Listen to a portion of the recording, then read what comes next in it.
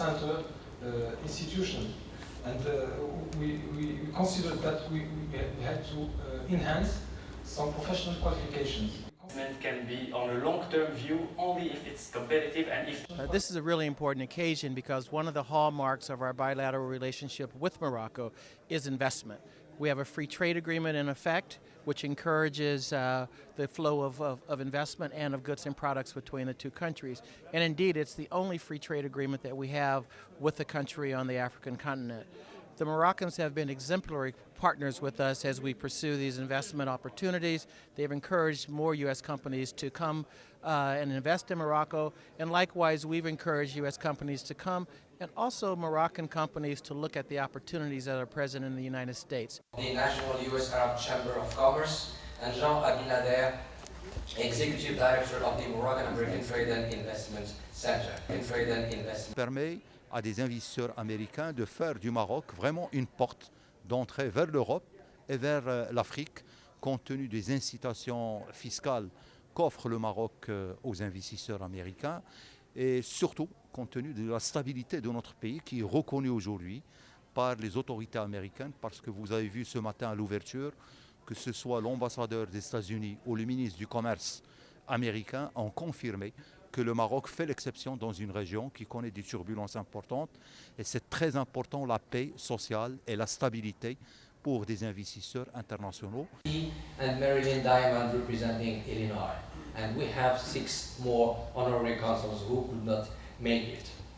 Our local talent and to get them, I think you're helping build that.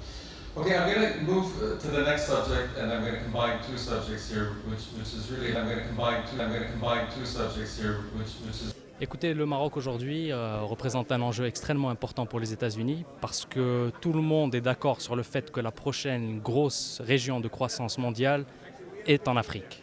Et les investisseurs américains et les grandes écuries, les grandes compagnies américaines le savent et sont en train de préparer leur feuille de route pour essayer de converger vers cette vision.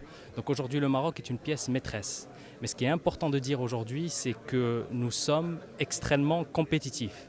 Et la fenêtre de tir que nous vivons est extrêmement courte. Donc nous sommes là aujourd'hui pour concrétiser le maximum de deals, pour avancer, pour essayer d'arriver avec des investisseurs américains aux États-Unis pour augmenter nos échanges commerciaux. Et c'est pour ça que nous devons absolument retrousser nos manches et travailler. Nous sommes heureux d'accueillir la deuxième conférence US Morocco Conference à Atlanta, qui est le siège de Coca-Cola International. Donc on a invité les plus grands businessmen de la région, Géorgie, et notamment des ministres qui sont là, pour rencontrer des Marocains afin d'investir et promouvoir l'investissement au Maroc. Et nous, en tant que Coca-Cola, on est très fiers de partager notre exemple.